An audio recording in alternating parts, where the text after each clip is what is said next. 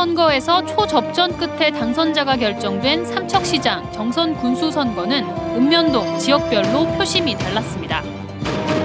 지방선거 결과 도내에서 압승을 거둔 국민의힘은 강원도 의회에서도 4년 만에 다수당을 차지했습니다. 3월 산불 피해를 입은 송이 농가에 대해 정부가 시설비를 지원하기로 했습니다. 일부 농가는 피해 사실 입증에 어려움이 예상됩니다. 봄철 가뭄이 반복되고 관광객 증가 등으로 물소비는 계속 늘면서 강릉 지역의 대체 수원 확보가 시급해지고 있습니다. 안녕하십니까. 뉴스데스크 강원입니다. 이번 6일 지방선거에서 삼척시장과 정선군수 선거는 2~3%포인트 차이로 당선자가 판가름 났습니다. 이튿날 새벽까지 이어지는 초박빙 승부에 주민들은 개표 상황에 큰 관심을 보였는데요. 지역별 표심은 어땠는지 김영우 기자가 살펴봤습니다. 3선에 도전했던 현직 김양호 삼척시장을 꺾은 국민의힘 박상수 삼척시장 당선인. 박상수 당선인은 49.13%를 득표하며 1000표 안팎의 차이로 당선됐습니다. 현직 김양호 삼척시장은 사전투표에서 500여 표 이상, 시내 지역에서도 200여 표 이상 앞섰지만 결과적으로 고배를 마셨습니다.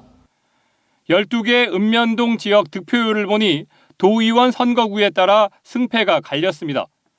4선 도의원 출신인 박 당선인은 도의원 삼척 2선거구 지역에서 모두 이겼고 도계읍에서 압도적인 지지를 받았습니다.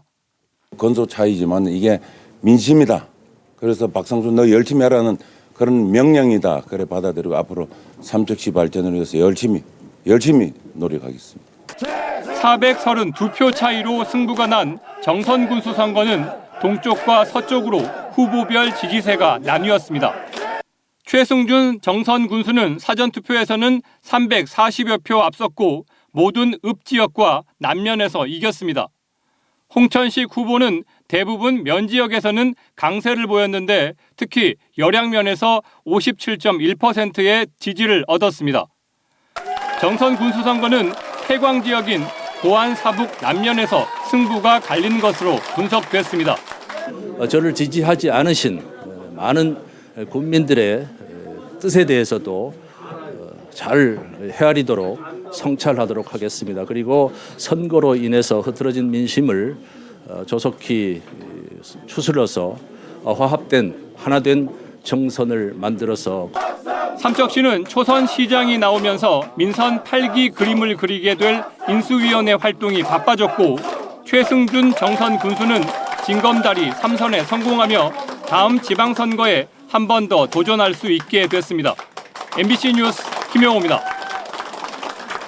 이번 지방선거에서 국민의힘이 도내에서 압승을 거뒀는데 강원도 의회도 예외가 아니었습니다. 집권 여당이 된 국민의힘이 다수당 자리를 다시 차지하면서 여야 입장이 완전히 뒤바뀌었습니다. 현직 의원 중에서는 단 2명만 연임에 성공했습니다. 허주희 기자가 보도합니다. 제10대 강원도의회 마지막 임시회 시작 전 선거를 끝낸 도의원들이 서로 인사를 건넵니다. 3선 임기가 끝나는 최문순 지사와 민병희 교육감도 의원들에게 마지막 악수를 청합니다.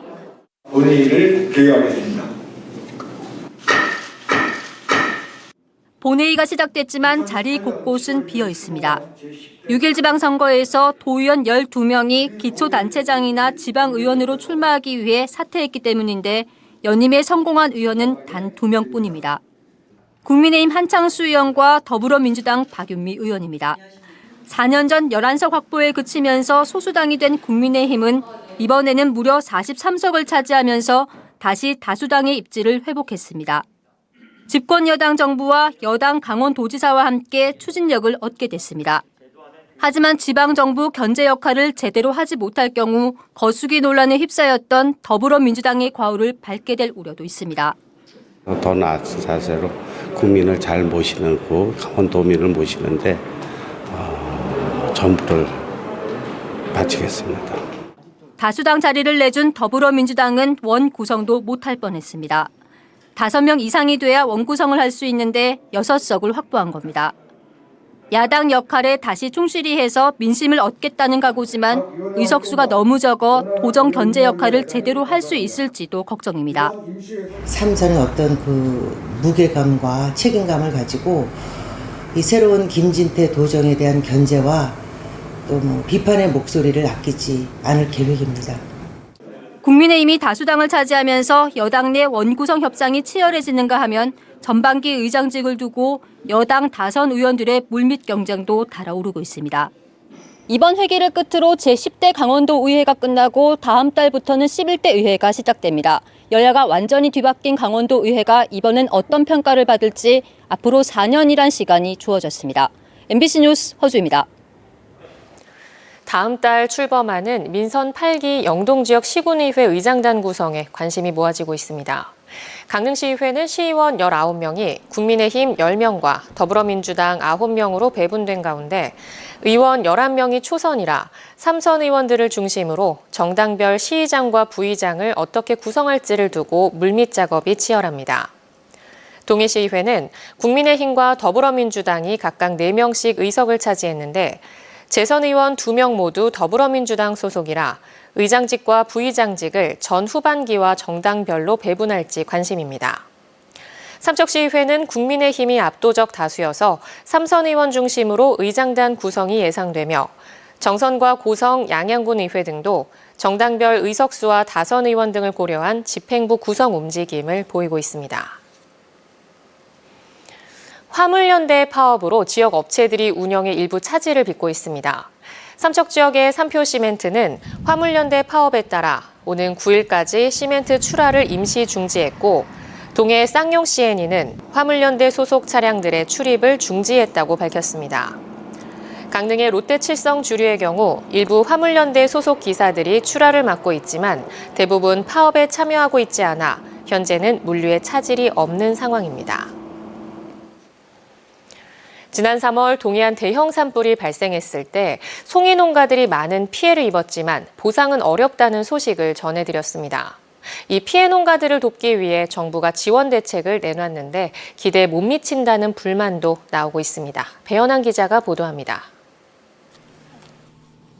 동해시 망상동에서 송이를 채취하는 문은기 씨는 지난 3월 산불에 본인 소유의 산이 모두 타버렸습니다. 30년 넘게 송이를 채취해왔지만 소나무가 모두 타버려 앞으로 수십 년 동안 송이는 구경도 할 수 없게 됐습니다. 앞으로 송이는 전혀 채취 못한다고 보면 됩니다.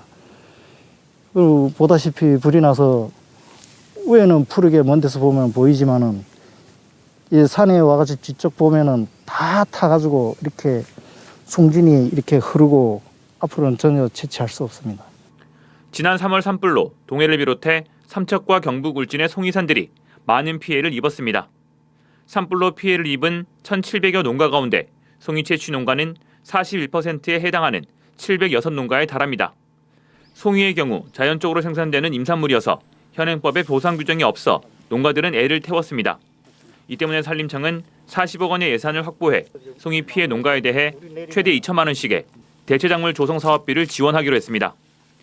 산불 재난 지역의 송이 피해 임업인은 오는 22일까지 해당 시군 산림부서에 신청하면 됩니다.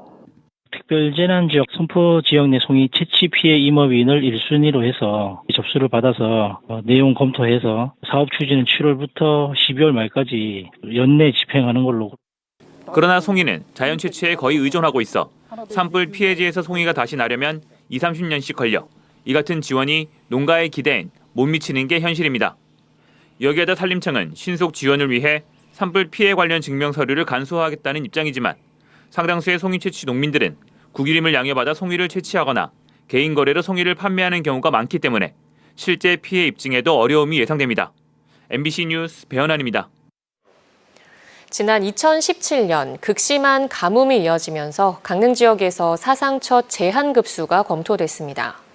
다행히 제한급수 직전에 비가 내려 실제 단수 조치로 이어지진 않았지만 최근까지도 비슷한 상황이 반복되고 있습니다. 이하라 기자입니다. 강릉 지역에 식수와 농업용수를 공급하는 오봉저수지입니다. 지난해에는 나무가 잠길 정도로 물이 가득 찼었지만 올해는 나무 밑으로 흙이 훤히 드러났습니다. 1년 전 오봉저수지의 저수율은 80%. 지난 연휴 동안 비가 내렸지만 현재 저수율은 40%에도 못 미칩니다.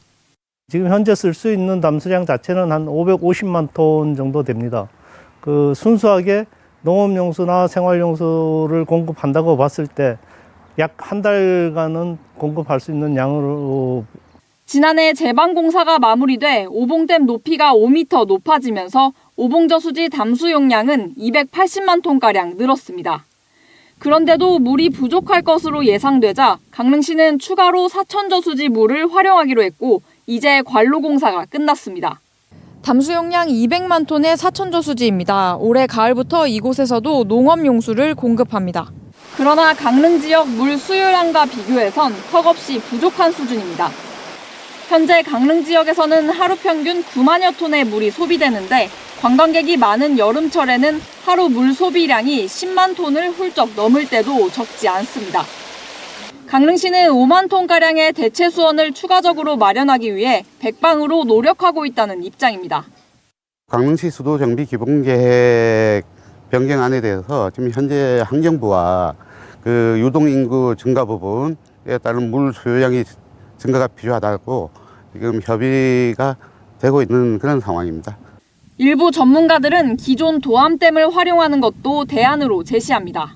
도암댐물이 현재 평상시엔 2급수고요. 이것이 이제 우리 수도권 2,600만이 먹는 팔당하고 큰 차이가 없어요. 도암댐물을 활용해서 농업용수하고 하천에 우리가 수생태계를 건강하게 하는 물로 쓴다면.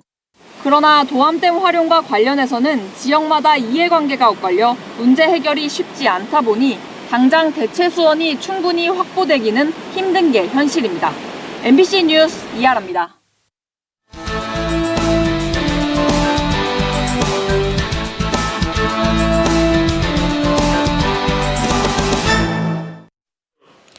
오늘 오후 6시까지 도내에선 코로나19 신규 확진자가 540명 발생했습니다.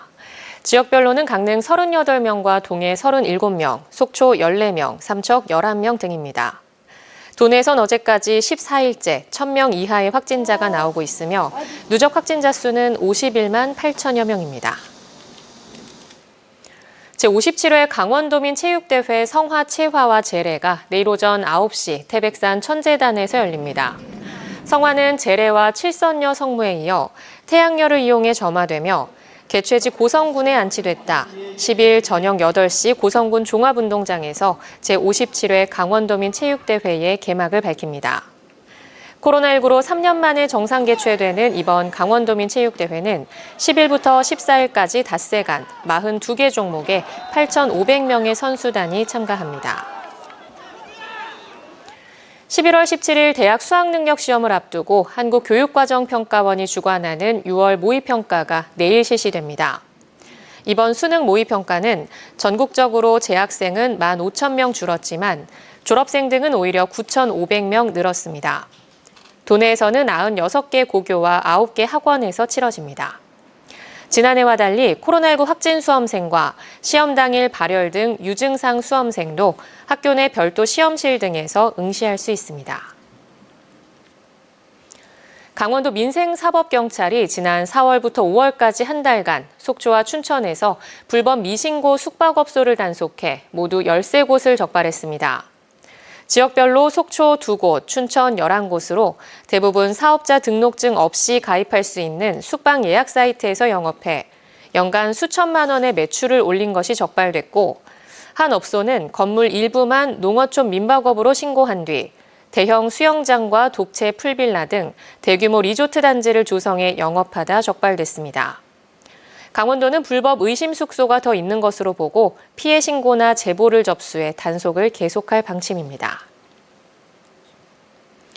대형 산불 피해를 입은 강릉시 옥계면 일대를 생태 환경적인 산림으로 복원하기 위한 토론회가 오늘 열렸습니다.